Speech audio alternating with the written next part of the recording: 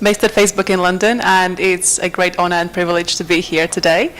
And we would like to say thank you to everyone at Devox. Devox has been an absolutely amazing day, and it's been busy with interesting talks.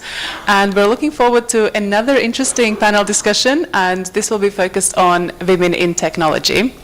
So I am very privileged to be joined by three absolutely amazing and accomplished women today, and I'd like to do a quick intro. So first we've got Samia Hanchi, who is the president of Women Engineers Club and 2017 Tech Women Fellow. And Samia also volunteers as a mentor in several national and international initiatives in the STEM education. Let's welcome her with a little round of applause.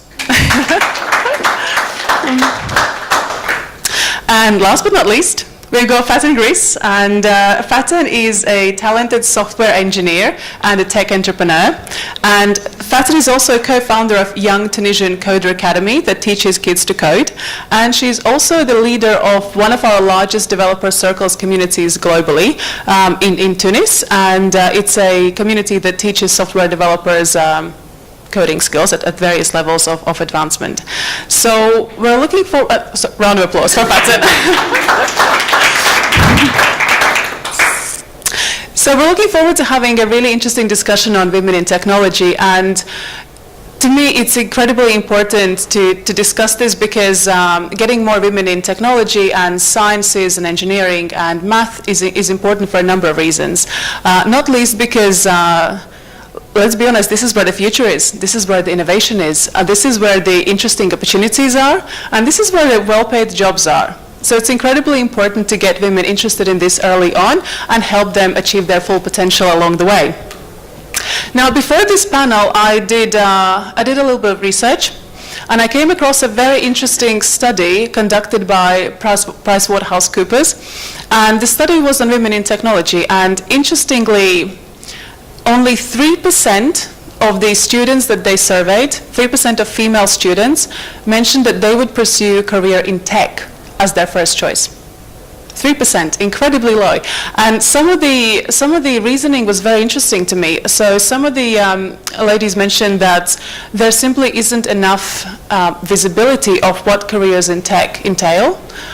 They wouldn't know what those jobs look like and what the environment is like. Some of them cited technology as not being creative enough. A lot of them mentioned, and this is a particular favorite of mine, a lot of them mentioned that there is a lack of visible female role models. And interestingly, only 22% of all these students they surveyed could mention, could name a famous female in technology, compared to 2/3 of students that could name a famous male in technology. So that's 22% versus 2/3, which is an enormous gap. And there's a bigger issue with gender balance. A lot of the surveyed women mentioned that they simply wouldn't consider technology or STEM in general because it's just so male dominated. And there is a bigger problem in relation to the leadership pipeline. Globally, anywhere between 5 to 15% only our senior leaders are women. So there's a huge gap to address. So I think all of us can agree that all of us in technology have a long, long way to go until we address this gender balance and we ensure more equality and simply more opportunities for women. So looking forward to a very, very interesting discussion today. So before we dive in, maybe let's start with a quick round of introductions and maybe perhaps tell a few words as to what inspired you to pursue a career in technology and why women in technology is an area that you're particularly passionate about. Samia, should we start with you?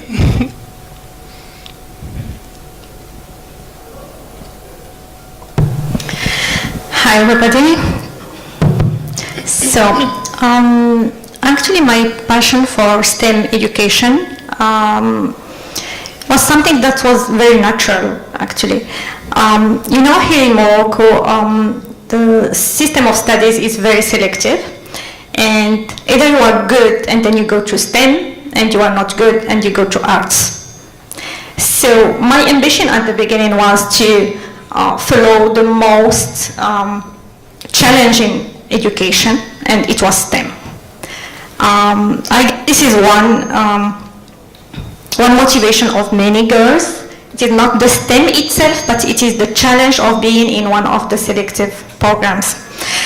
So that was the beginning, and then when I started studying as an engineer student, I started to love what is like IT, computing, and coding, etc., and mostly the computational thinking that is behind.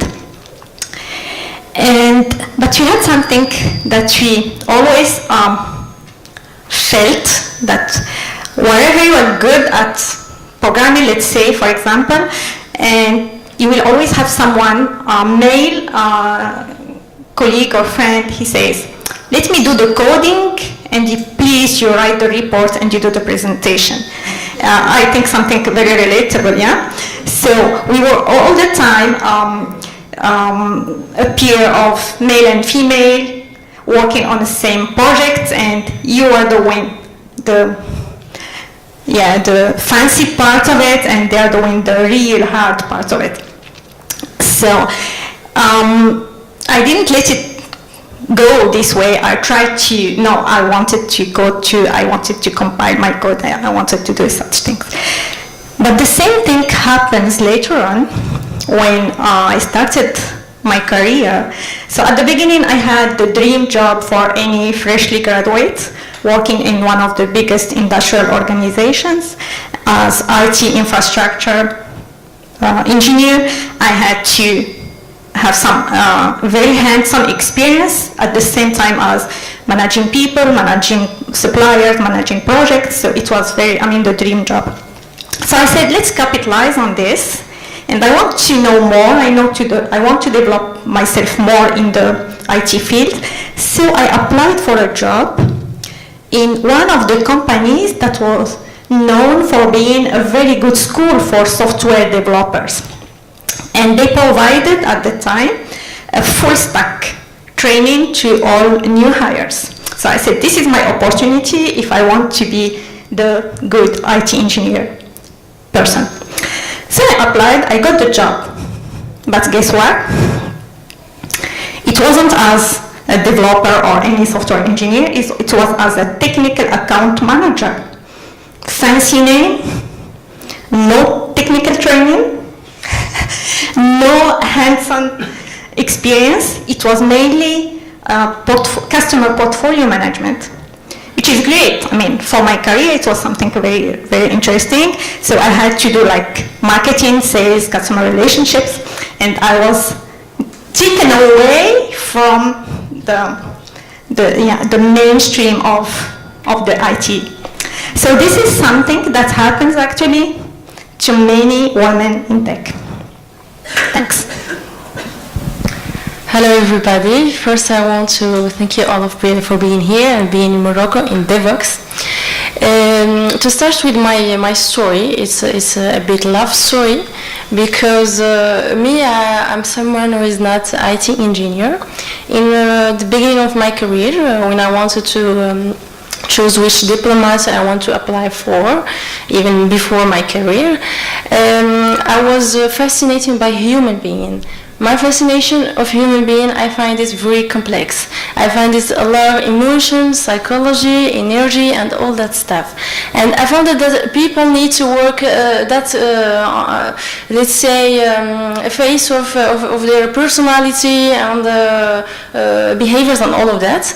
And I had a lot of friends who are coder and developers in the IT field, and I was finding I said, our educational system in Morocco and in the region of Africa, of course, we have a very good, we give to the developer very good skills, but we don't teach him management, we don't teach him things about personality, how to communicate, how to do a lot of stuff which will be very useful and helpful for any job. So it started first with human resources. Since 8 years I was a human resource director in big companies, and then I was specializing a bit in marketing and brands. During all of my career, I'm married with a developer. He's the Java champion, first one in Morocco. So all my area was talking technology. That's why I was discovering the developer all of this 8 years. So I was saying, what's the problem? Why coder and developers in Morocco, they are not able even to communicate? It's a huge issue we have. So let's say I wanted to start from the beginning, from the kids. We have founded DevOps for Kids in 2014. We have started with some small workshops, some side events with the Maghreb, which was the name of the conference of the DevOps Morocco before, in 2012, 13, and 14. And since 3 years, we did only one workshop a year in Casablanca. The last one, in 2014, we have a really huge and amazing audience from kids, about 80 kids in 2014, and I was like, most of them are women. Why? It was the question that I wanted to find an answer. So I found that girls, when they are young, in age of 8 and 9, they are fascinated by robotics, STEM, engineering, and all that stuff. But growing on the educational system, it's a kind of losing trust in themselves. They maybe think they are not creative enough to be a technical woman or developer or something like that. So we wanted to start it from the beginning. So we have decided to have workshops all the year, a caravan that we're organizing since 2016, and we do a partnership with the Ministry of Education Ministry of Morocco, to do a workshop once a month and to initiate about 100 kids. We had doing a great job, really amazing job we're doing in all Morocco and Africa about educational STEM for kids. And we have really a good remark that girls are starting to have this trust on themselves. We're going far and we will push it very far. By the way, the Maghreb and the DevOps is the first conference that has a 30% women in tech participation. It's really huge. It's the first in all DevOps. So that's why I believe personally that I wanted to be in this field, because I'm helping all people around in the company where I'm working for, XAB, and the NGO association. That's it. Thank you. Hi everyone, I'm Faten. Basically when I was a kid, I remember that I was really very much into computers and video games, and obviously back then a lot of people would say, why am I un garçon manqué? Which for in English means like mainly, like more like a man than a girl, because I was liking a lot of stuff and I was very close to my brother, so we would share a lot of men games and all that kind of stuff. So the IT love really started from there, and it just grew with me. And yeah, so that was very clear for me that I wanted to be a software engineer from the beginning. Like, I didn't have much of thinking, but when I finished high school, and then yeah, I had a software engineering degree, and then when during my education, I went to the United States and for an exchange year, and when I came back, I realized that there's something wrong, right? There's something that needed to be done in terms of IT education in Tunisia, and because that's where I come from, and I actually did something that looks a little bit like what Hanae has done, which is co-founding an academy for kids to teach them coding. And I'm not gonna go very much into details so that we keep the discussion for later, but one of the things that I just wanted to mention is that for me, and we were discussing this last night, women in tech should not be a thing, right? Like, we should not talk about women in tech and men in tech and, like X in tech. It should be, and I was never okay with that, especially when I was studying. But then I got into the professional world, and I saw everything that's this word means, and yeah, it's a thing. Women are not really interested in tech, and I will talk more about my opinion concerning that, because I don't think it's only external factors that is driving women not to be, like really into the tech world. But yeah, to wrap things up about myself, I am as Zane, I always called it Zane. As Zane said, yeah, I'm the Facebook Developer Circle lead in Tunis, and I think that's one opportunity for me to step up in the tech world in Tunis, because obviously when people talk to me as a DevC lead in Tunis, they'd be like, oh, so you're like the organizer, right? So you're the non-techie girl, right? And I'm like, no, that's not just what I do. They think that I just organize the events and like make the community go together, but that's not just what I do. And I guess, yeah. So that's just about myself, and then I guess we can keep the opinion for later. Thank you. Thank you. Thanks, Faten. That's super interesting, and I was thinking we should probably center this conversation around three things. One is we should probably discuss how we can attract more women to STEM education and STEM careers. Secondly, we could explore how we can keep women in tech careers and how we can help them reach their full potential and achieve those senior leadership positions that are missing. And finally, also, especially given your experience, how can we, as relatives, as teachers, as mentors, ensure future success for girls in STEM and ensure that women in tech is no longer a thing for the next generation?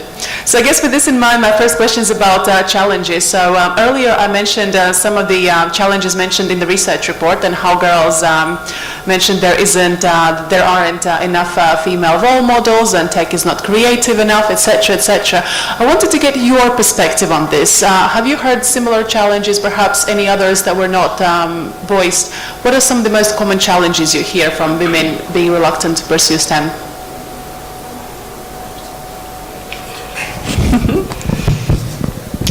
Well, actually, I think the issue, at least in Morocco, is not girls not willing to pursue STEM education, but women not willing to pursue STEM careers. I don't think we have an issue about willing to follow STEM education, because we can go to statistics later, and I think that there's many girls following STEM education. But the problem starts being, we can touch the problem actually more when you are within the career, within the job market. So either you are not offered the technical or the STEM job that you are dreaming of, that you have been studying for, either you don't have confidence to apply for some very specific jobs. And one of the challenges also, and this is something internal factor, as Faten said, that while girls during their education are very committed to their studies and to having the good grades and to following actually the curriculum, the male students, they are more into exploration, discoveries, sometimes gaming, and through gaming they become interested into seeing what is behind the game. And then while they are exploring and not necessarily focusing on the studies and the grades, they become, by the time they are graduating, they become already experts in some areas of the technical field. So when they come to the job market, they have an advance related to girls, and the girls, they have only what they have studied at school. So as a result, the girls has less confidence in themselves to go and apply for something very specific. Like when you, actually the job market is becoming more specific. When I graduated 18 years ago, it was different. we were looking for someone who can fill everything in the job. So the most generalist you have been, the better it was, but now it is becoming more specialized field. So we are asking for either front end or back end. We are whether Java or JavaScript or something very specific actually. And if you graduate only having your curriculum, you have a disadvantage. I think this is one of the challenges actually that we have as women graduating. Question? So in the United States, as I can mention women, one of the things that I found is many women that were doing much better in their education before they joined into the technical careers. They had grown up in separating curriculum where they didn't have boys maybe distracting them, as well as having women that were also girls also there, telling them it wasn't cool to be in technology. I was one of those girls that was very isolated because I didn't fit with the boys. I was you, girl, you know. And the girls didn't want me around because I wasn't into the girl things. Have either any of you actually, were you raised in a school environment where you were separated from the boys? And did you feel that strengthened your technical education? Anything like that? I'm looking for that input, definitely. No, not in my case. It's my case, frankly. So during 2 years of college, that's it. So we in primary we weren't separated, but in college we were separated. In the high school we are not. So you cannot understand why. That's the question. I grew in Fes. It's the imperial city of Morocco. It's the cultural city, so it's very developed in Morocco. It's not just a countryside or something, but it was the system. Why? I don't know. Even we had some. The group of boys, they studied technology. We studied. Handcrafts, women handcrafts. How to prepare something for the baby, how to do some homework as a housewife. So for me, frankly, I find in our region, in Africa, the problem is very bigger than being just it's the area of work of jobs and careers of and the professional area, but it's it must start from the beginning, because we're used in a lot of schools in Morocco. We cannot say it's not the case, but this is the educational system. And also we have another stuff which is cultural, which is boys are alone and girls are alone. We have even in some region within marriage and that stuff, that we have women and girls in another room and men in very separated room. Honestly, we didn't have that in our region, but we still have it in Morocco in some region. So I believe, and this is the problem, it's cultural and educational more than just professional or going after career. It's from the beginning. That's it. So in Tunisia we don't have that. We don't have the separation of between men and women in education. I'm older too. I look younger than I am, but Yeah. Oh, okay. Yeah, well, maybe that would have been different. But yeah, now it's we don't have that separation, and I personally, and that's obviously a personal opinion, but I do not think that could be something that's actually going to stop women from enjoying being in tech. I think it's to the contrary. I personally was very encouraged by all the men that were surrounded me, and I think I got the strength from them, because so one of the things that I blame sometimes most women is that, I don't want to say most women, but the women that blame only external factors, I don't think that's meaningful, because it's not just about the world surrounding us, okay? It's not just about, you know, like what the TV is saying, or what people are saying, or what your parents are saying, or whatever. I think if you really want to have a career in tech, then it's going to be a little bit tougher for several reasons, because of the community, because of how people maybe see you, and that's very unconscious. Like, I'm not saying that, you know, a man say that women are weak or whatever. It's very unconscious. It's something that they do not necessarily think straightforwardly, but like they can like show in several ways, okay? So maybe like one of the examples that we talked about. So yeah, so I think one of the things that women should do is just get the strength from the men surrounding them, and not just, you know, like rely on, yeah, you know, like I don't think like this country is gonna accept me as a woman to be in tech or whatever. I think it should come from us. No one is gonna get it for you.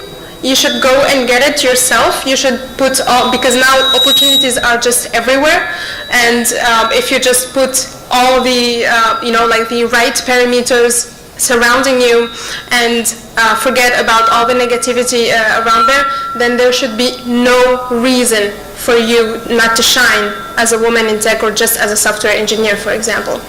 So yeah, that's just a glimpse. The reason this basis for it was some of the women that I've mentored that went to school separately from the boys when they were younger found that it didn't pull them back. It actually progressed them, because all the women were competing with each other to be the best in math, instead of being told, well, girls aren't good at math. And I thought that was very interesting. It was very different than what I had assumed, being someone that grew up in American and Canadian culture. Yeah. Thank you. Super interesting, thanks. Faten, you touched on something super interesting, which is mentorship. And I was very keen to get your perspectives, and maybe perhaps some stories and examples of some of the guiding forces, some of the mentors and people that inspired you to get where you are today. Well, from my perspective, I think that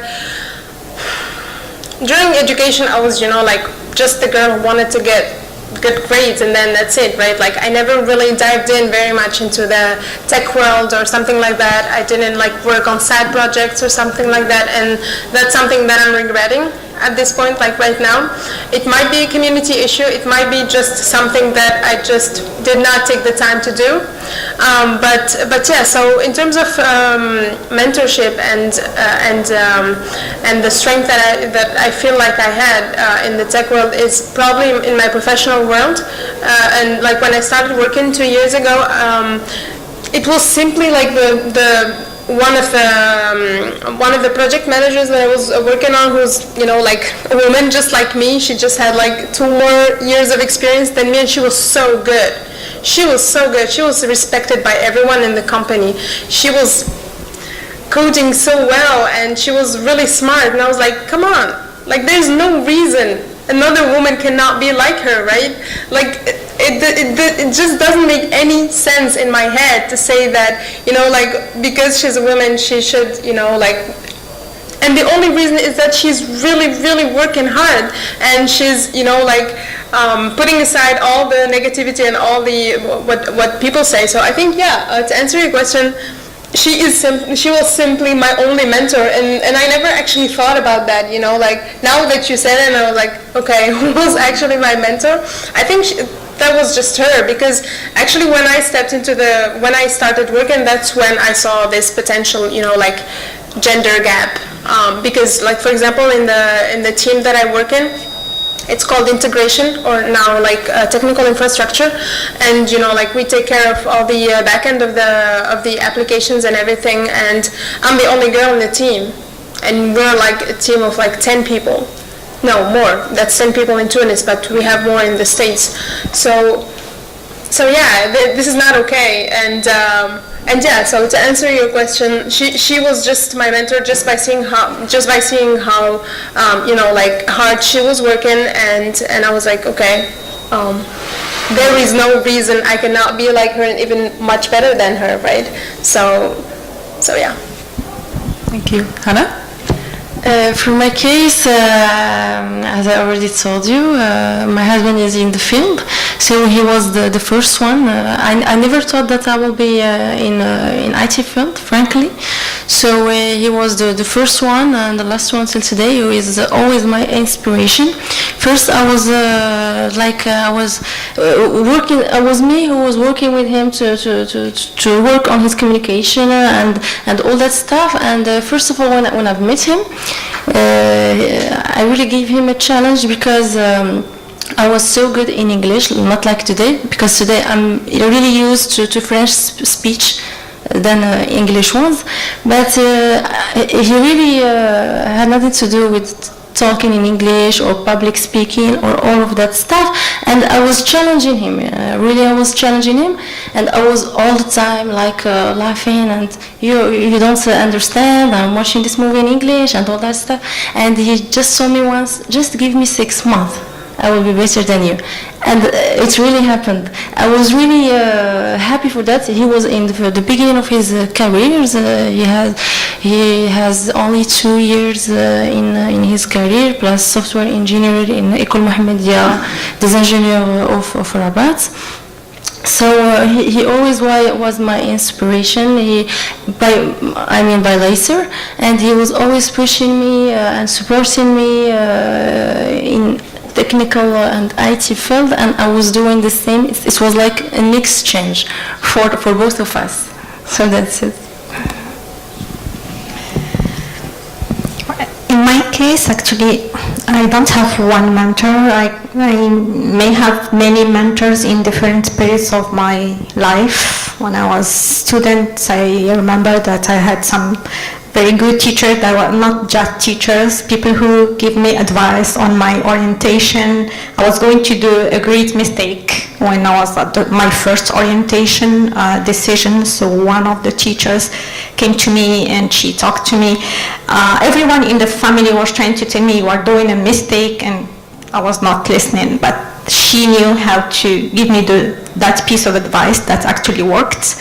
And she said that you are good in maths, so you have to follow something in maths and then decide later what you are going to do. And I will never forget her advice. And I had other mentors all over the way. So one of the mentors I had, but it was not as a technical mentor, it was like more in management, mentorship, and someone who has behind a little bit senior than me, so someone I can trust, someone I can talk to, have some advice. And this is something that definitely helped taking decisions, how to manage people, how to advance your career in general. And I also had life mentor. He was my father. And once I remember, I wanted to take a break. I had a baby and I moved from Dubai to Casablanca and I wanted to have a break. And he said, look, you have been studied all this and I cannot accept that you'll be this kind of housewife. Never, ever. Okay? So, and I took with him so many commitments. I have done an MBA, I'm pursuing PhD now in his memory, because he was always pushing me to do the best I can and not accept to be the people housewife or someone that doesn't have a very important role in society. That's it. Thank you. That's great. One other thing I was thinking, you touched on cultural differences and cultural environment earlier. And my question to you is, to what degree Moroccan or Tunisian cultural environment enables you to be good coders, to be impressive women in technology? One thing you mentioned is, for example, education and how kids don't get separated by gender. So, that could be a conducive factor. What other things about your culture and environment make you better coders and leaders in tech? Thank you. So in Tunisia, well, I mean, like in any other country, we do have like conferences like this. We do have, you know, all these kind of activities to push people to get more into the tech world. But then something that I wanted to mention regarding like the academy that I co-founded about teaching kids is that one thing I noticed, and that's in terms of education, is that, you know, like we have been having like workshops for kids to teach them coding, right? And those kids, their ages range from like 9 to 12 or something, like even 8 sometimes. And you don't see any difference between like little boys or little girls. They're really the same. They're so creative. You know, like you are here and you're giving them problems. So we're using this really interactive tool called Scratch. I don't know if you heard of it. You know, so yeah. So it's a tool developed by MIT Lab, and we're using this tool to actually teach them the spirit of coding and the problem-solving kind of skill. And it's really impressive. So that's regarding the study that you said about girls saying it's not creative. I think it's really creative. You have to be creative to actually solve all the problems that you're encountering every day in your job, right? There's no manual that you need to follow, you know, like to go from A to Z, or how to fix this problem, or you have a bug, or you have a performance issue, or whatever. You have to be really creative and think of all the problems that can actually happen, or actually the reasons, so that you can, you know, solve them. So those kids are really creative. They give you solutions that I personally would have never thought of, and they'd be like, no, don't do this. This is much better, and this is, you know, like it looks better and everything. So education can definitely have like a reason about this, but I think like with everything that we're doing now with helping kids, and like especially that, you know, as you mentioned, technology is taking over the world, right? So it's not something that we're supposed to start learning at the age of 16 or 17.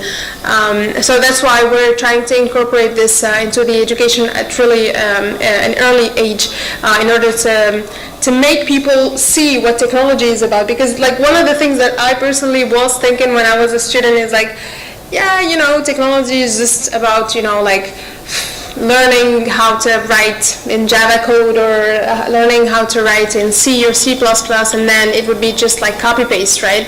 Because that's how they, you know, like educate us. That's how, you know, like we have a Java class, we have a C class, we never actually teach us how to think about how to actually solve a problem. What's the best way to do this? What's the best, you know, like technology to use to solve this issue? Where am I supposed to, you know, like apply Java or C or whatever, right? And how to especially get updated, because we're having classes in 2013 or 2012 about things that happened 20 years ago, right? We're not even updated about what's happening in the world, and that's this. Everything that we're doing in parallel, like for example the Facebook Developer Circle, I personally learned a lot, right? So this is the kind of initiatives that can actually put people more into it, especially. Because at least in Tunisia, I noticed that a lot of men are, you know, like have a lot of a really charged GitHub account, or, you know, like they're really active in many ways, but yeah, that's one of the reasons that I also say we should just be encouraged by them and just try to get inspired, instead of, you know, like always saying, yeah, you know, men always insult us and everything. We just get inspired by people who are surrounding us, and have more self-confidence in ourselves to actually prove everyone wrong. So yeah. Thank you. Hannah? So for me, we need to really lead the culture and all of that stuff, and we need to take advantage from positive things we have. For example, of the DevOps for Kids in Morocco, we're doing once events a month, and we have also a lab here in Casablanca, because in the beginning we really have In Casablanca, we have a problem. We can't do only one event in a year. We have a lot of kids who are very excited to learn about robotics, about STEM generally, and code and that stuff. And during the workshop, I personally and my mentors who are also software engineers, really we don't notice the difference how girls or boys reacted with the workshop. Even we have a presence for girls more than boys. So personally, I really believe that I agree also with Faten for that point of view, and I really believe that we need to change the educational system first, because we're a human being, we're building something. We start to build our comportamental and our motivational stuff, and it's really depend on the environments. The kid in the age upper of 8 years ago, he already built all what he has to build. He can't, especially motivational things, he can't change it later. It really depends on our family, on our environment. But does not mean that we will see it's the fault of the environments and all that stuff. All women can shine in all fields. We really need just to believe in the idea and to work together and go together, and we're going so far. That's it. Thank you. Okay, so I think that actually there's not such a big cultural issue in Morocco in terms of having women working in tech. And when I say tech, I take it in the large meaning, engineering, solar energy, etc. It is also tech. It is not just coding and software. So there is no such cultural problem in our society in seeing women working in these fields. The problem is within the women themselves, or within the recruiters, or the job market. So it's the couple of these two factors. The women themselves, they might underestimate their ability to go forward in a career.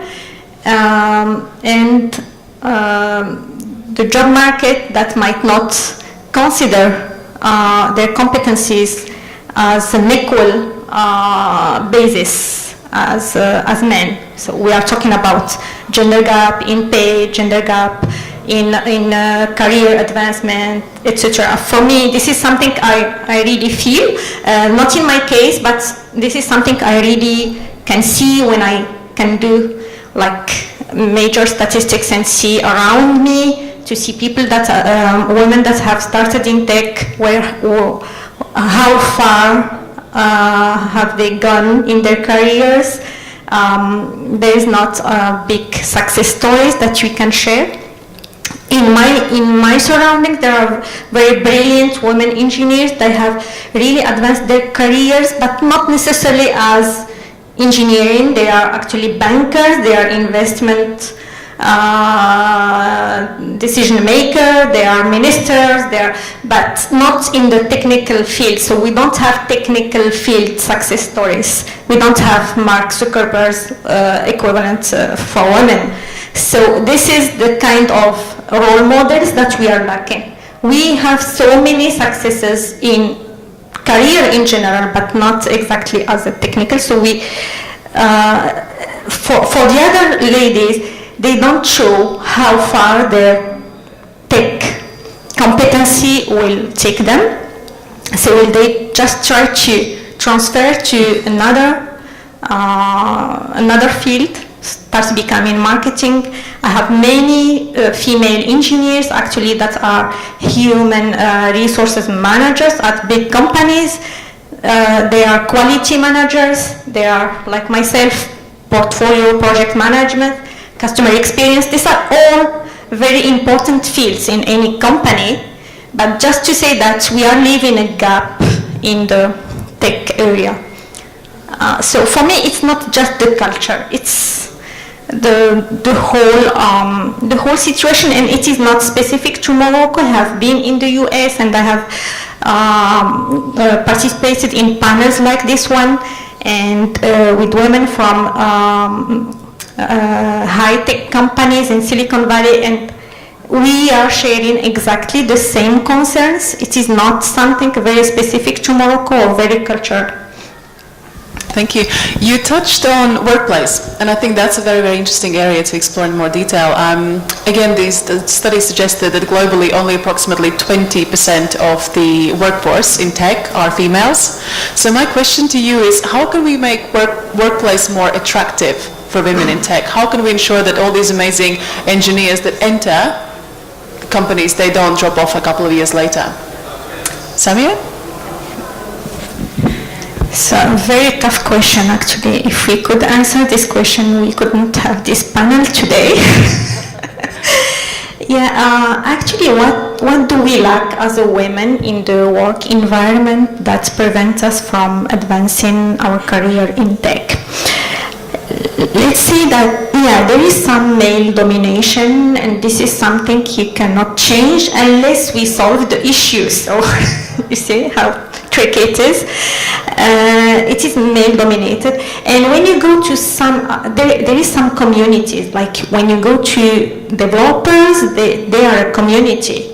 When you go to network administrators, they are another kind of community, and it lacks, they have codes, they have ways of communicating that are different. When you go to, for example, in our company, we have like technical people are in the third floor and marketing are in the fourth floor, and the way of communicating, the way of behaving is different if you change the floor. Okay, so in some floors we have people getting around, talking to each other. In other floors you will find people only in their machines, etc. And it is difficult actually for women, if they are the only girl in the room, like your case, Faten. It's difficult to engage into a discussion, into their hobbies. Most of the developers are also gamers, very hard gamers. Many women don't like gaming, or they just, do some basic levels. So we want to have an environment that is girls friendly for tech girls. So human resource departments in a company, if they want actually to motivate girls to work and to behave themselves, we don't actually want to have women that are cloning other men. They want the women to stay themselves, to stay the female tech professional. So we don't want her to change her habits, change her look to fit into an environment. So we need to make the environment fit to the girls. So the human resource department, the facility managers, they need to make the space, the work habits, the work timings, etc. adaptable to girls. We do have strong, as women, we do have strong adaptation abilities, but the companies themselves, they need also to adapt to us, to help us go into this field. Many of the technical work, like coding, etc., we need to do it sometimes late nights. We need to work late nights to be able to produce a piece of work, a piece of code or something. So this is something that for some girls they cannot even imagine working this way. So maybe we need to show them that it is okay. It is okay. You can work from your place. You can work from home if you want. If you want to work by night and you want to be at your place with your kids or with your family and you work, we can give you this opportunity.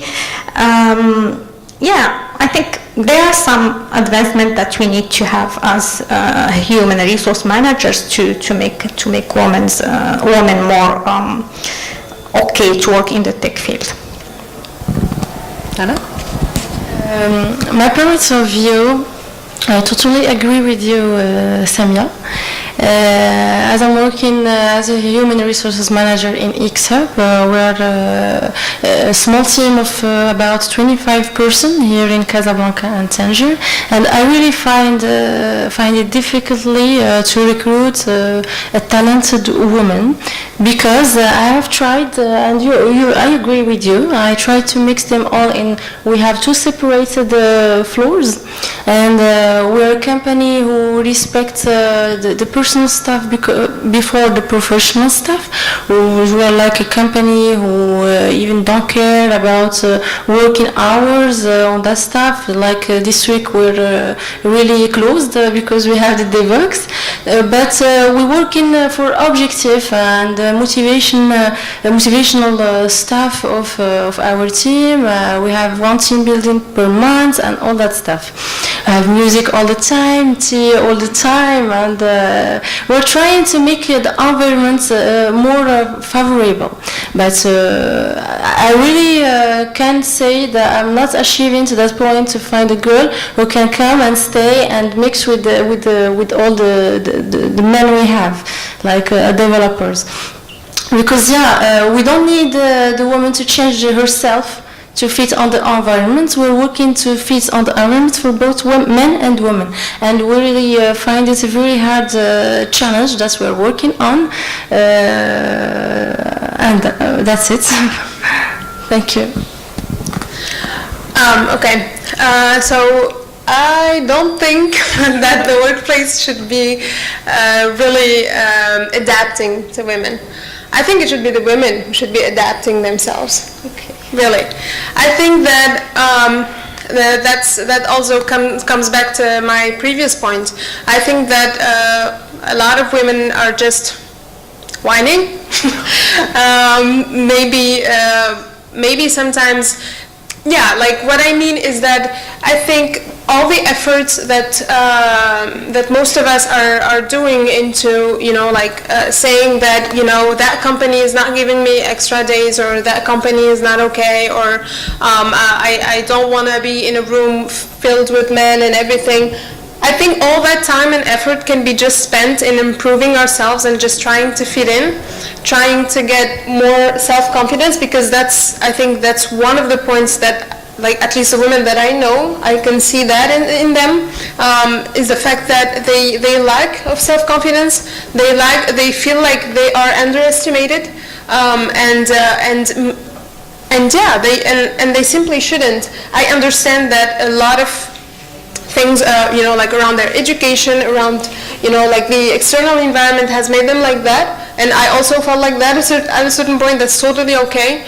But I feel like we should, as women, just have more faith in ourselves and more faith in our capabilities, and try to make more efforts in order to fit into this world, because some things will probably stay a long time before they can change, at least mentalities and culture and education and etc. And in the meantime, I think it makes more sense for us to just do something about it, right? Rather than just trying to change everything around us but not ourselves. So yeah. I'm from Colorado in the United States, and we have 40% of women that we're losing in technology. They're coming in, but we're losing them. Yeah. And as I mentored the women around me and run our women tech events, one of the things that we found was that many of them said, I can't work the hours they're working. 70 to 90% of the household chores, the family demands, everything fall on me, they would say. And I am a mother of 5 children. I have a fantastic partner. I could not do, he was my first mentor. I couldn't do what I do without him, but not everybody has that. So when women said to me, I'm leaving because I can't work those hours, I can't do this, I can't stay in tech, and I'd say, no, it's not that you can't stay in tech, that's a bad job. Let's find you a better job.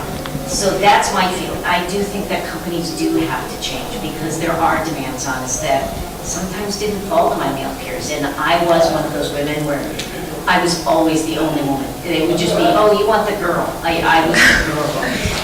So how do you feel about that? Because I have women that I mentor that, they don't have children, or they may be unmarried, and they're like, I can go in all the way right now, And I have other women that say, I can't until my youngest is like 9 or 10 before I start.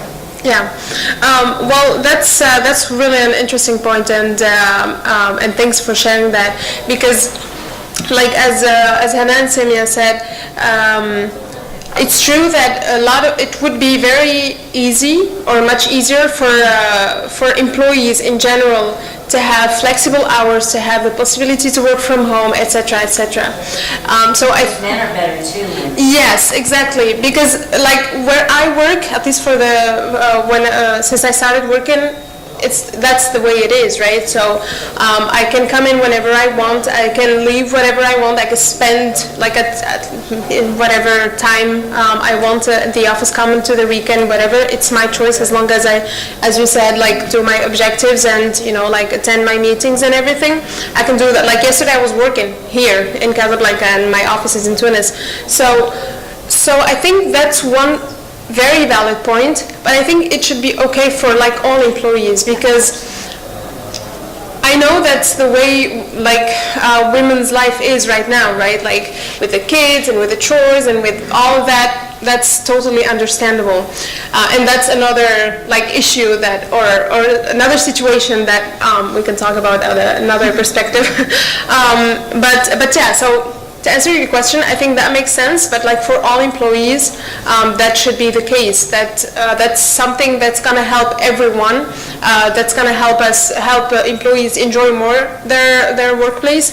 They're going to feel more trusted, because that's how I feel. I feel like I'm trusted, that I will be doing the work and make it done, like at a certain point. So I think that's something that should be done for all employees. And it will retain more women. Yeah, probably. Yeah. Yours. I agree with you. I think we should come to the HR with a solution, not with a problem. Yeah. For not whining about things are not working in this company, we should come and say, I need some remote time to be able to finish my job. Have a solution, no problem. Yeah, you're right. And I think that I think that a lot of companies would be okay with that. Like if your point of view makes sense, if you come in from like really well thought kind of suggestion, and you're not just stating like general facts. You're like women and tech and whatever. That's not okay. That wouldn't make sense. I think that's not the way to do it, right? So the way to do it is to simply put the right reasons to it and try to find something that works for you and for the company, and for terms that also go for the rest of the employees. Yeah. At my company, we're about 75 people. I'm a member of the management team, and we really want people to stay in general. We certainly want women to stay. We know from many studies, but also from personal experience, that women in the team improved many things, including productivity. Yeah. So there's even a business economic reason for having. Is there anything that you can recommend to me that we should organize as a company to make it easier for women to tell us what they need? Because we want to organize many things to have women stay. And I'm not even aware of women leaving because of anything we haven't arranged. Maybe they find it hard to tell us or to ask for things. They assume that the answer will be no anyways. Is there anything that you can give me in terms of guidance? Can I add something? Yeah. I get between 20 and 30 emails a week, anonymous. We joke about it. I'm called Kevlar because I am the messenger. You shoot me. I'm the one who says something. Most women won't say anything out loud, so to give them an anonymous way of contacting you is the best. They have been told you're overreacting. Are you sure you got that right? We often don't trust women's point of view. We don't trust what they say. And this, for me to find out why all the women were leaving in Colorado, I had to take them to lunch over and over again and have them talk to me, and I found out they'd gone through all the same things I had. But I had good mentors. I had good bosses. I demanded good bosses. And I'm just darn persistent. I refused to give up. It made a difference for me. It's just one fine line between making it and not making it. but giving them an anonymous voice will really work. So if they can tell you why they're doing it, if HR has really good exit interviews and really ask them, this is, yes, but they may be leaving your company. Well, let's be honest, they're not leaving your company, they're leaving their manager. That's most of the time. But if they can at least tell you, you can start documenting it and realizing when you do have a problem, at least in hindsight. That's what that anonymous voice is for. I understand. I'm on dangerous ground, of course, but do you think in general that it's harder for women to speak out? It's not hard, just No, I'm going to say this. So women compliment each other and you don't mean it. Men insult each other and don't mean it. And the reason that this old saying is out there is because when we network with each other, many times we'll come up to each other and go, I love your shoes, I love your hair, I love something about you. And we compliment and connect. Even if we don't mean it, that's how we connect. Men can come up to each other, like I said, all my team members are male, and they'll come up and go, dude, you screwed up so bad yesterday. And the guys are like, yeah, whatever. It prepares them more for business of being very blunt and straightforward. I have what's considered a masculine communication style. You see me on Twitter. I am just as rude to the guys as they are to me. I was that weird balance. My husband has a feminine communication style. He's in that weird balance. But you watch him talk to women and they're like, we love him. Yeah, he's the best husband ever. But you find out that's the difference. So women are very uncomfortable many times being blunt and very clear, and I can tell you from being one of those blunt women, I am kept water for a reason. I have so much buckshot in me that I set off metal detectors when I go through the airport. So you're special, I'm sure. It's telling you to accept that and be there and be more open, invite them to talk, invite them to be honest, and maintain time. I mean, like I said, I get 20 to 30 emails a week because Ellie will tell you, I'm the one who's going to say, here, let me tell you what's really going on. It's not easy. I am prepared to just get smacked around and deal with it because I'm like, go ahead. I'm Kevlar, go ahead, take it. I'm not going anywhere. So, it's the truth of it. I was being encouraged. Yes. Because I'm serious about laziness. I have so many things in my life, so why would I bother to run a company? So you have to encourage me that it's good for me to help you to run your company. Why waste my time? Yeah, why waste my time to help you with that? Because I have plenty of things to do anyway. So you have to encourage me to tell you what's wrong and how to fix it. Not just In order for you to feel more at home and stay in. It's easier to go somewhere else and see if yes, it's any it is. better. And not solve your problems, because it's probably a problem not for me, but everybody else in the company too. But why would I sacrifice myself to tell it to you? And I write about being young, right? So you should encourage me and make me say that it's worth it because it will fix the problem and it's beneficial for me too. So I wasn't wasting my time. That's the thing. So just encourage me. And we're talking about I've got something else interesting to throw into the discussion. Gender pay gap. That definitely requires some addressing and some bluntness. So I wanted to get your perspective on A, why does it still exist in the 21st century? And B, what's your advice to women looking to challenge this in their workforce? Let's go first. Just wanted to say that we don't have, like from what I know, I don't think we do have that in Tunisia at least.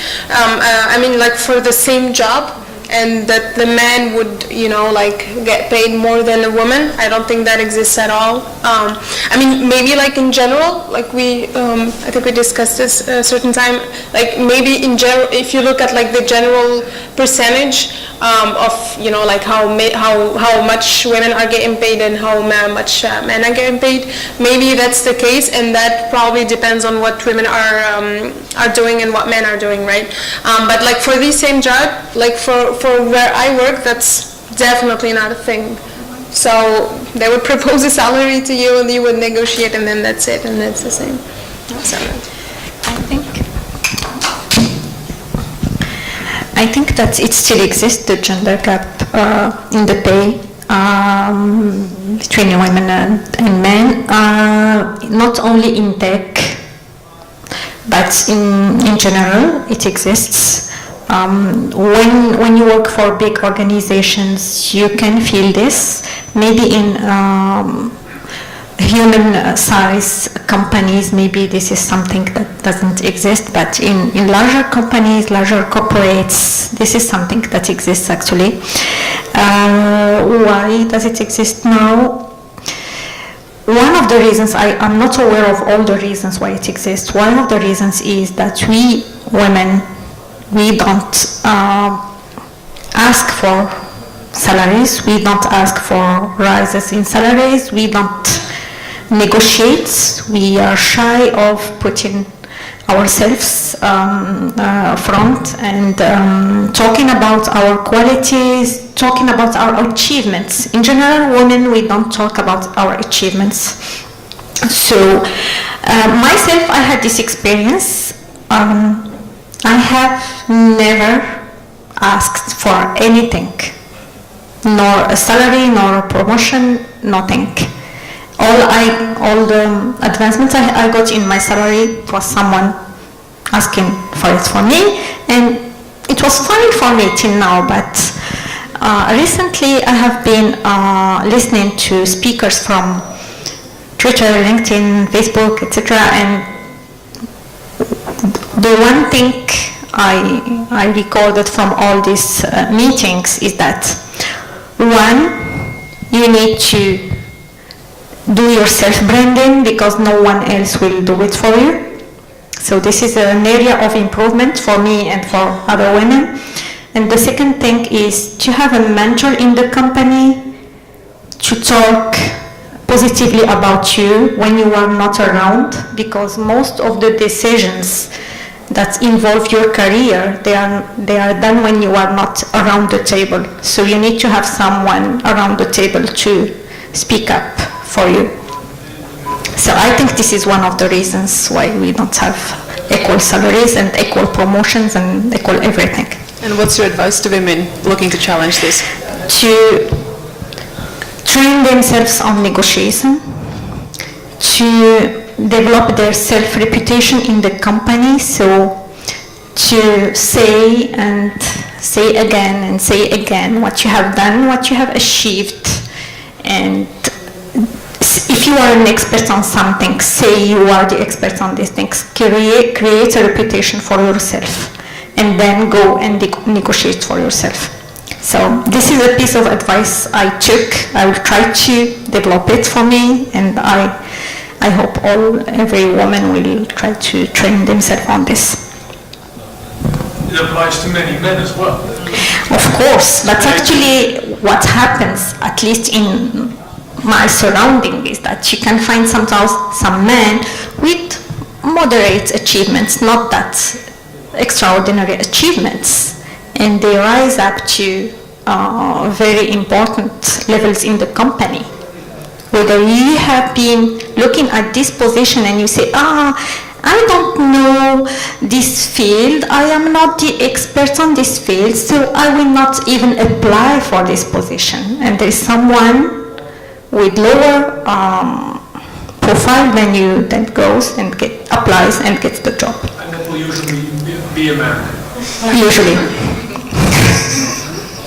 I have just a question. I found very interesting what you said about the fact of not putting yourself front and saying what you work. That might be true. That I think women in general tend to have less than men, like I said. And wouldn't be a solution in a more global perspective to not depend on the very person to say that to wage increasing, but to ask for all of his colleagues. I think it's more a global company change of mind, but if everyone in the team votes for just one person, then the same for all of the person in the team, that's not yourself. Maybe it's easier than saying I work that much. It's all your colleagues that say he or she is that. Yeah, it's actually the same idea. Maybe I didn't express it well. The idea is to make sure that people around you will talk positively about you. People around you will talk about your expertise. So it's not going and shouting, I have done, but it's making people aware of you, what have you done, maybe on a private level, maybe with the mentor, maybe with your boss, and to create this awareness and this brand. Does that include like putting out a blog and publishing on LinkedIn and doing GitHub? Yes. Yeah. Definitely. I mean, yeah. Because it takes away, I think, the male and the feminine, your masculine and feminine, and it's just your content. It's what you are, it's what you're doing. Yeah, definitely. I mean, you need to surround yourself with a good reputation. You don't have to pretend that you are expert in something. You just have to create a reputation about what you really, who you are, and make people aware of that. So this is, I think, area of improvement for all of us women to try to solve this gender gap. Can I add up just something? Okay. Yeah. I just wanted to say that your point is really valid. I think that we as women are sometimes more emotional. We don't want to think a lot about money. We don't want to think a lot about position. We think it's something that's, like going to undermine our principles or something like that. But then I think, as you said, we need to step up for ourselves because that's the way the world is going, right? That's how you're going to prove yourself inside of the company. And I just wanted to share that also. I also felt that when I integrated this team, and I felt like, a little bit, how do I say this, couldn't find the word, but like I felt like, like they're much, like stronger than me, and would I ever be like them, and something like that. And I even like doubted myself a lot. But as you said, I was lucky enough for them to be really nice, and they have never like made me feel that I was X or Y. I was just another software engineer, and that's what actually made me or helped me get more self-confidence, and like just not care about anything else other than my actual work, and that actually gave me more like self-confidence to discuss this kind of things and step up for myself. So for me, my points of view, I don't find during my career or my HR career and all that recruitments I have done, I don't really find that the companies has, when they offer a salary offer, they are equal. Women and men, they don't specify. Even in the legal stuff in Morocco, it's illegal to specify I want a man or a woman. In all fields, it's illegal. But the company, when they recruit a person, they recruit it for his skills, of course, for his background of experience and diploma and all that stuff. The problem is happening later when the person is going to grow up in the company and grow up in raising his salary. If he is a man, he will ask for more. In 2 years later, he will have more. Not a question of skills, but the woman is really more emotional. I had a lot of women working with me who has always asking for evaluation, period of evaluation. Normally it's in 1 year. Have a lot of women who asked for that in 3 months. But the reason they wanted just to set up if they are going in the same, the right direction or not. But the problem that I find it's that the human resources manager, it's a fact. They have preferences for men than a woman. I don't know, they even maybe sometimes they think, no, if I recruit a woman, later on maybe she will get married, she will get a baby, she will stay at home, she will stay at least for 3 months. So I'm a human manager, I have a project, so the project must go on. So it's not like that, because maybe I'm under effective. That's it. And we have another issue, that's the social security. Social security, when we're in maternity, the period after maternity. We don't work for 3 months. We can renew it in Morocco. I mean, we can renew it for another 3 months, and if we are working in a bank, we can go till 1 year, but without a salary. It's the social security who pay us.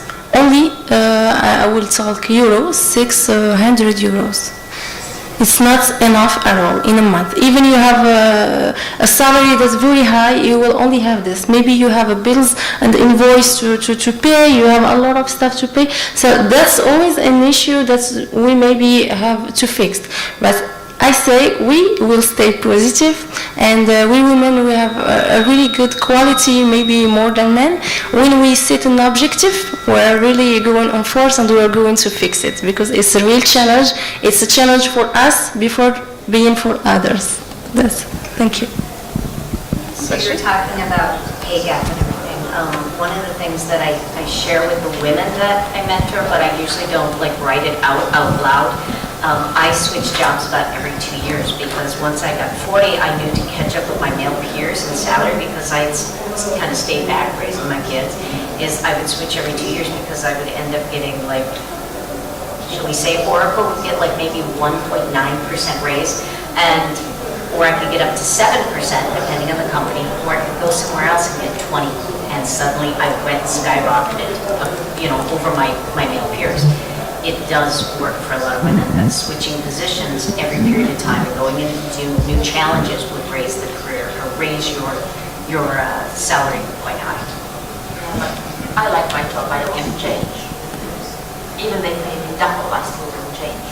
So You're also sea level, where else can you go? Anywhere. I gotta ask that. anywhere. I love my job, so I want to change. So I really would like to change every 2 years. I would hate it. And I have your challenge, where people like to give me the administration tasks, the admin tasks. I just wrote a chapter called Not Your Secretary. That's that, yeah. So to stay out of the sea level and to continue onto the server room, I have changed jobs to stay technical. I've tried to build a technical career.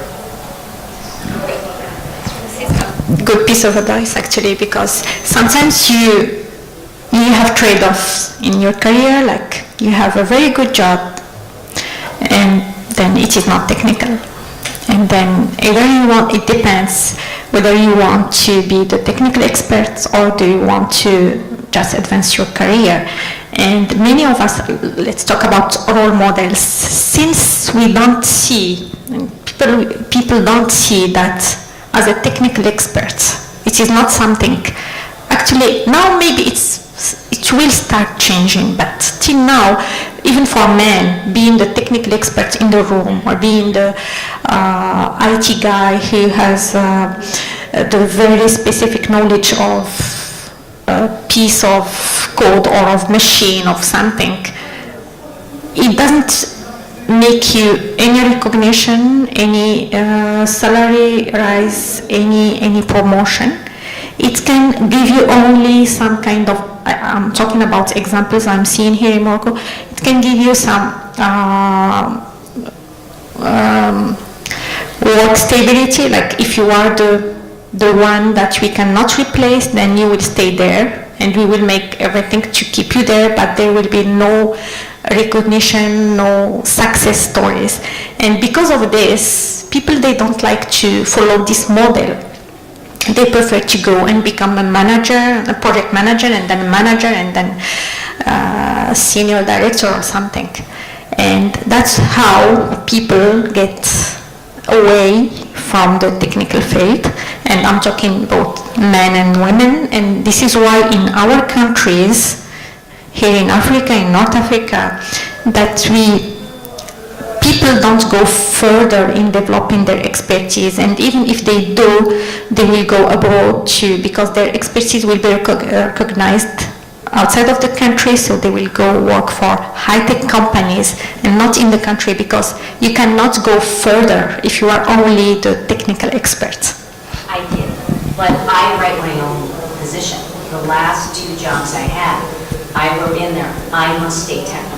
And right now, I'm in the office of CTO, but I'm a technical evangelist, and anything I write, I must do. I must be able to do, otherwise I will not write about it, and they won't get their piece, plain and simple. But I had to fight for that This is actually, yeah, it is.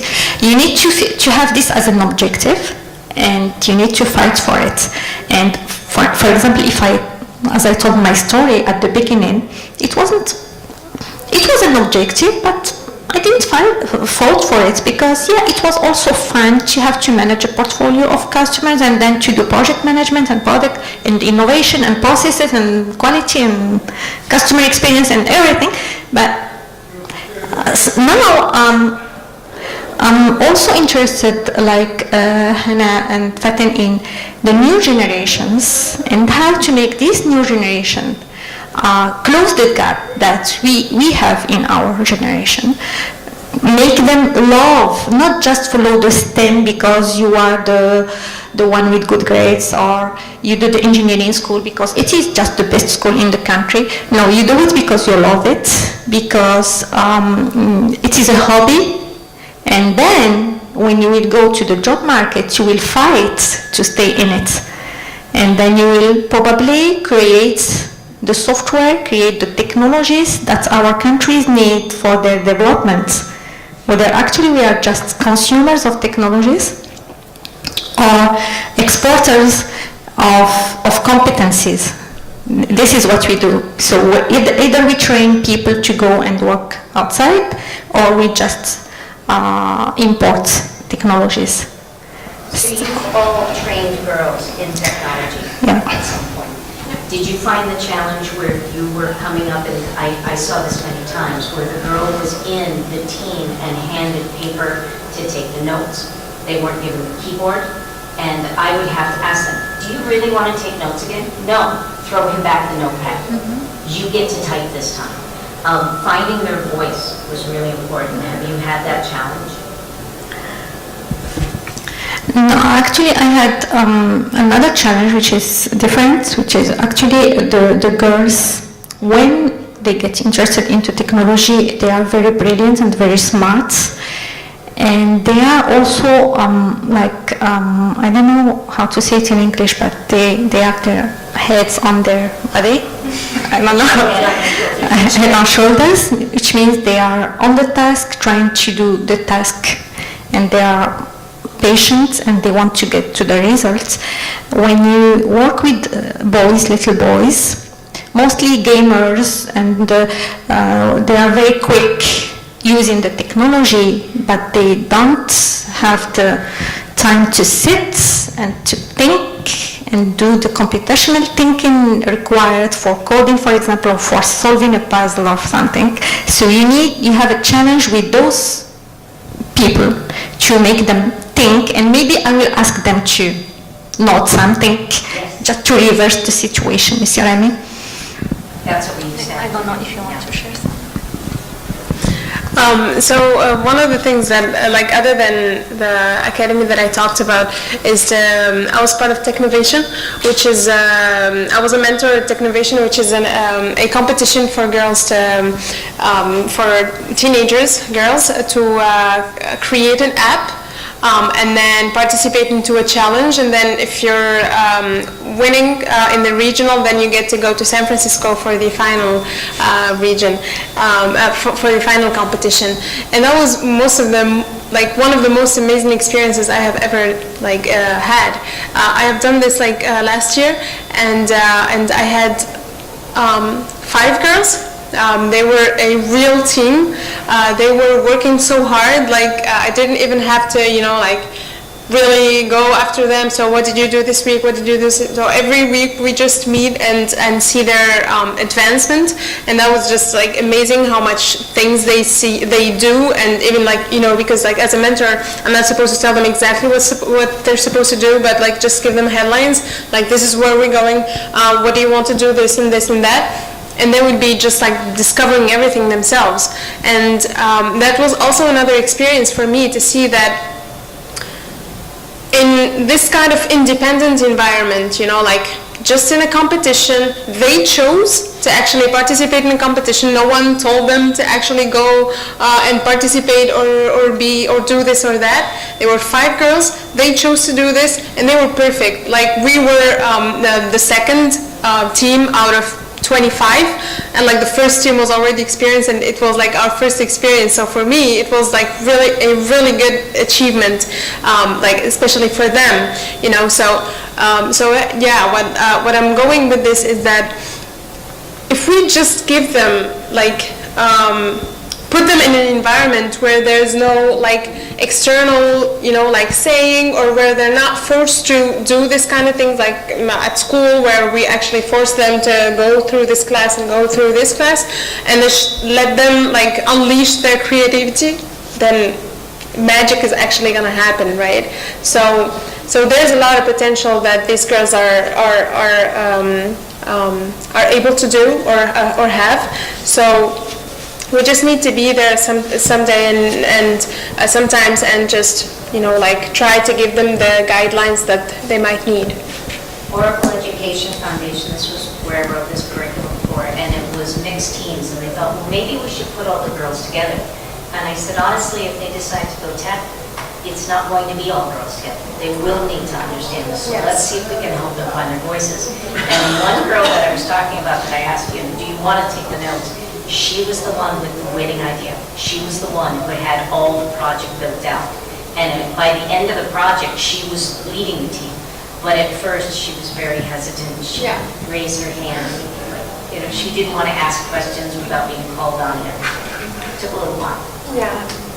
And what was the context of this? What is the context of this? Oracle Education Foundation. So I used to work for Oracle, and I wrote all the curriculum. It was Python with Raspberry Pis, and we had to build out. We had 2 weeks.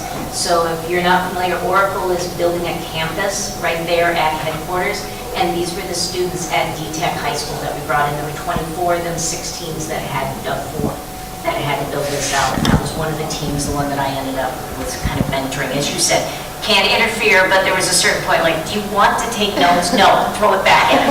And I laughed, but because you were saying the boys you couldn't get them detained and kind of angled, I kept joking, I have all kids that have ADHD, and that's all I saw in the class. I was like, please, do not touch the soldering gun. No, leave the electronics alone, stop.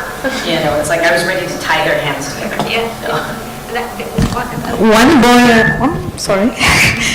boy, literally, I take him like this when I'm explaining or something. I take him like this so that he stopped touching everything and focusing on what I'm saying. I love you. You reminded me of this child. Now get down.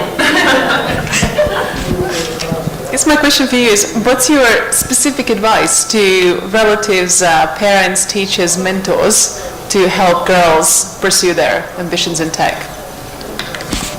I think that it's all starts at home.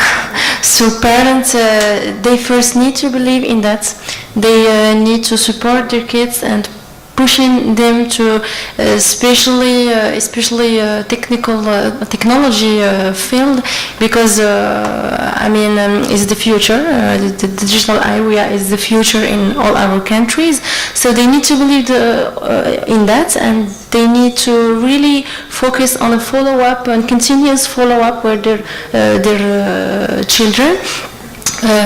Frankly, we have a lot of places here in Morocco, in Casablanca, to teach STEM to kids. It started to grow really last 2 years here in Morocco, but we really don't have a continuous work. So it's now up to parents to, even if they are not in the field, they need to believe in it and really do great efforts in part of their professional life. There are also a personal life. I'm a mother too. So it's the first thing that parents need to do is to do the follow-up with their children, to try to identify the orientation of kids. For like in the workshop we're organizing here in Morocco, sometimes there is a parent that bring their girls and they discover, wow, my girl or my boy are not done for technology, and it's achievements for us, because they discover their orientation. My daughter at home, she's always in theater, singing, and I have the lab just next home. she's really not interested in technology field. So this is the point of view. I mean, the parent, they don't need to push their children to do something they don't like, just because they believe in it. But they need to choose the orientation of the children and go further with them. That's it.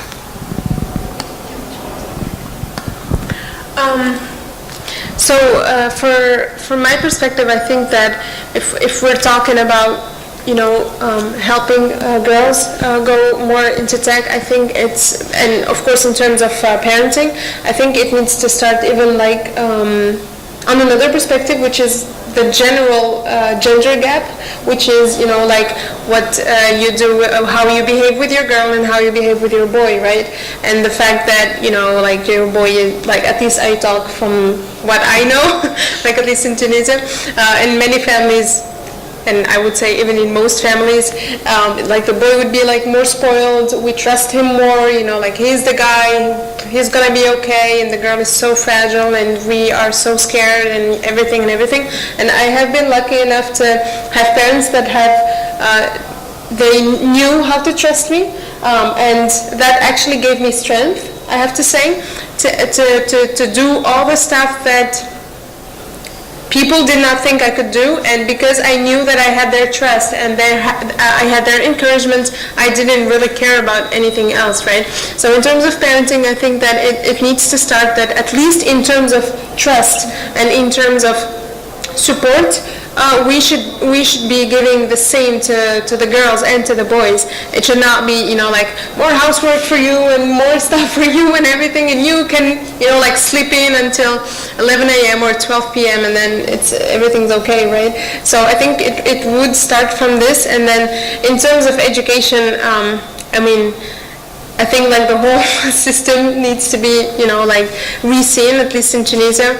We are still like learning stuff that really are old and not updated at all. So that's just from the education perspective. But I think that as mentors, as you said, and a mentor can be someone, external, as it can be your teacher, as it can be your parent or your big brother or sister, right? So from that perspective, I think that mentors need to be more encouraging to the children in general, whether it is a girl or a boy, but to just like tell them that they can do it, right? Tell them that they should have more self-confidence. Tell them that they should, if they see something and they feel like deep inside that they can do it, then they should at least try and fall, and then try again and fall, but not just be scared, because we would not want girls to be scared. That's not something that we want to do, right? That's not gonna get us anywhere in any field in the world. So we just need to fuel people with like girls at least, with more encouragement, more self-confidence. Tell them that we believe in them, and that's the truth. Actually, that's really the truth. A lot of girls are just scared to speak up for themselves, and they don't even want to explore the skills that they actually do have, right? So that's one of the big issues. This, like, the fact that we're really shy, we don't speak up, we're scared that like, I don't know, like your boss or someone who's more experienced than you or whatever would say, yeah, you don't know anything, or and that's totally okay. I have been in those situations, and it was not the best situation ever, but it was something that I really learned from, and I knew how to actually learn how to overstep that kind of situation and like respond better or react even like with myself, right? React better and not feel bad because I asked that question, or because I stepped up, or because I said, yeah, I need more than that and I want more than that, right? So it's all about this perspective of self-confidence, of knowing what we actually want and actually just go for it, and not just say, yeah, well, I'm comfortable right now, so why would I even do more efforts than this? No, go for it. Like, seriously, girls, don't just stay there in your comfort zone and say, yeah, I'm fine, it's okay, I don't need to do more. No, go there and challenge yourselves, and this is where the magic is happening. You will see that so many things, so many doors are gonna open up for you if you just fuel yourselves with trust to yourself and respect to yourselves, and then just do it. Don't be scared. That's like one of the advices that I always say to everyone. Just try, do something. If it does not work, then it's okay. But just don't stay there and say that, like the world is not okay and I don't feel good, but at the same time I don't want to do anything. No, I hate passivity. Like this is something that I always say. Don't be passive. So yeah, just. That's it, I think. I would like to add something. So actually, you asked what can relative do actually to have more women in tech. So relative, I can think of parenting, but I can think also of spouses, of brothers. So, okay. So, like for example, as you said, you have your husband, he was a good support system for you, so men that are in the room and men that are listening to us need to do the same for spouses, sisters, daughters, so help them achieve whatever they are meant to, whether it be in tech or not in tech, but whatever they are trying to achieve, help them. I have been for 5 weeks actually in San Francisco, and my husband took care of my daughter and the family and everything, and we were hundreds of women actually in the same situation. There was someone behind supporting so that these people could come here.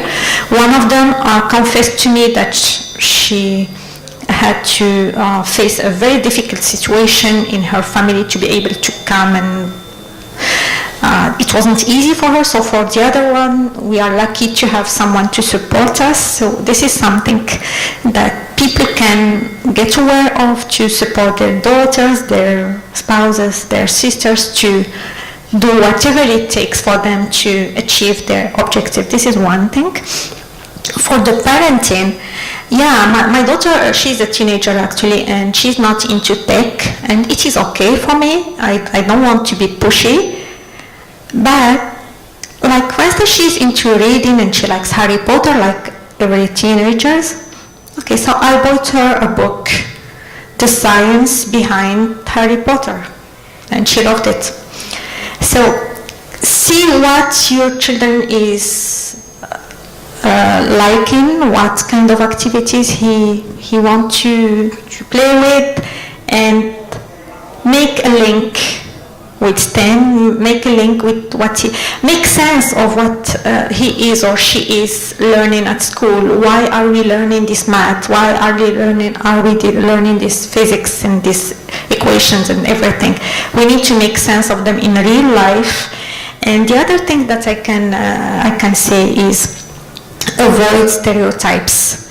Why, if she's a girl, I will make her watch princess movies, and if he is a boy, he will watch cars, and he will be more like wants to be in the design field or in the mechanical field, and she wants to be the next Kim Kardashian or something. So yeah, we don't have to give this kind of stereotypes when, well actually, yeah, it's easy because this is what you find in the market. This is what you find even in the primary school, not primary, the kindergarten. This is the stereotype, but you need to try to reverse these stereotypes to provide your daughter or your girl some example. And I have heard one sentence that it is really powerful.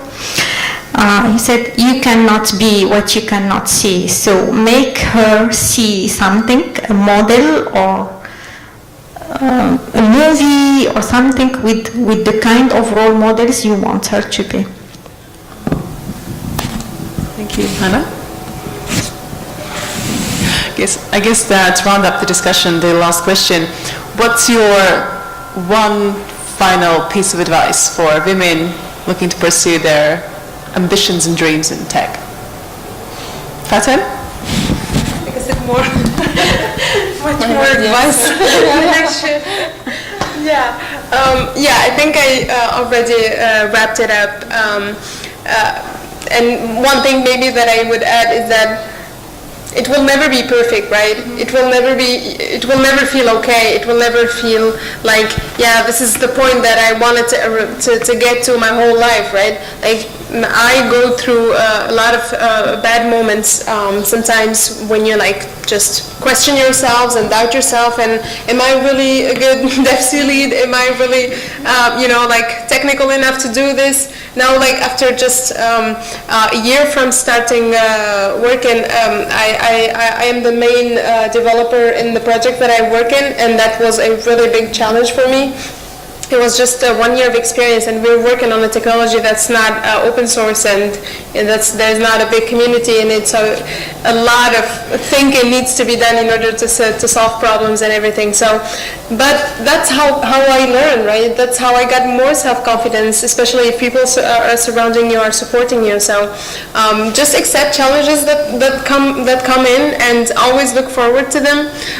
Do not just stay in your little comfortable corner and say, yeah, well, it's gonna be okay, and don't, because when I started studying programming, I was like, yeah, this is so hard.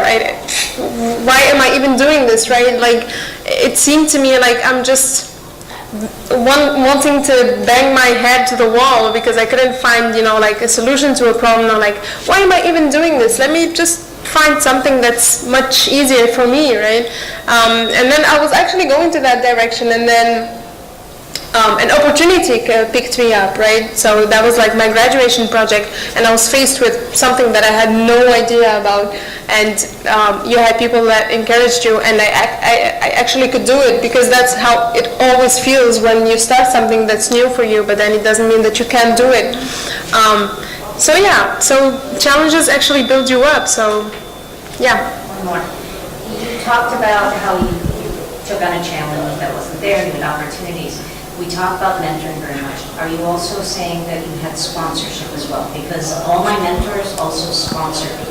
I wouldn't be on board of directors, things like that, if my husband, back before he was ever my husband, had come and said, you should be on our board of directors, that, Alex Gorbachev said, you should come work for me.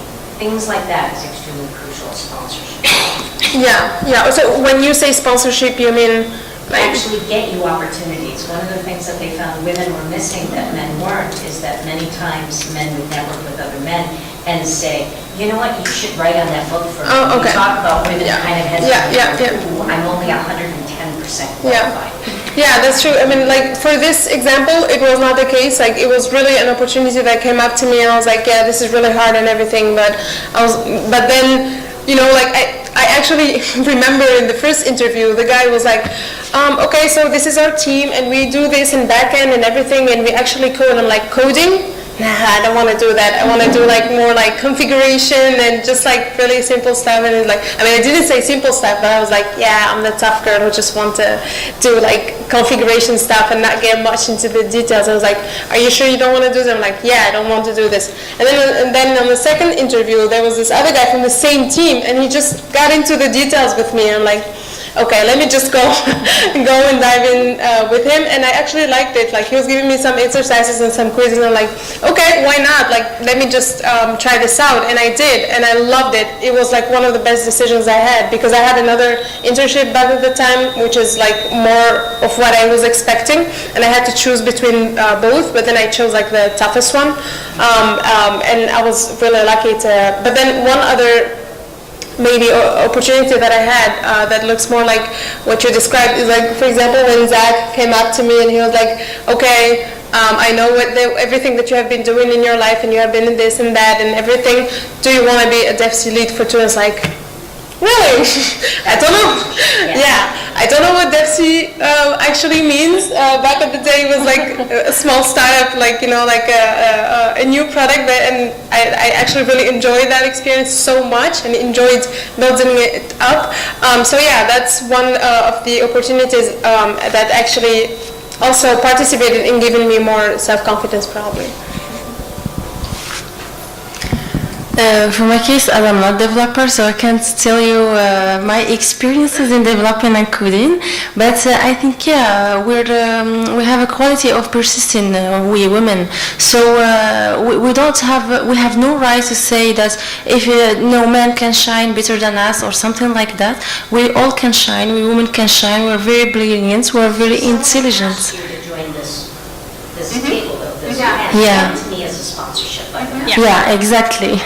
So we just need to fix the way. And to take the challenge, like Faten. With the second guy in the interview. So we were even not aware. So you took the challenge directly. Say, yeah, I can do it. Yeah. So you take the challenge without having. You knew that it's gonna be a long way, a fight, but you took it and you succeeded it. And congratulations. That's awesome. So that's it. Okay. So for me, the last advice I would give to someone that is going to pursue a career in tech is don't stop learning. Otherwise, you will become obsolete, because today everything is going very fast. Robotics, artificial intelligence, exponential technologies in all areas, and this is something you cannot cope with if you just work only on what you have acquired till now. So you need to be a lifelong learner if you need to really be the tech guy or the tech girl. Amazing, thank you. So I think that's it. Time's up and we need to wrap up. So I just wanted to thank you for your amazing perspectives and ideas and the challenging discussion. Amazing questions, thank you. It's been a very stimulating discussion. Thank you so much. And we'll be around if you've got any specific questions that you would like to discuss with us separately. Thank you so much. Let's do a huge round of applause for the panelists.